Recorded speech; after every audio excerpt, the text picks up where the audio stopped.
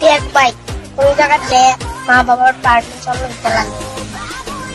Normal তোমরা দেখি গার্লফ্রেন্ডের কাছ থেকে পারমিশন লো। ও মা গো টুরুলাও বাল পাকনা ছেলে।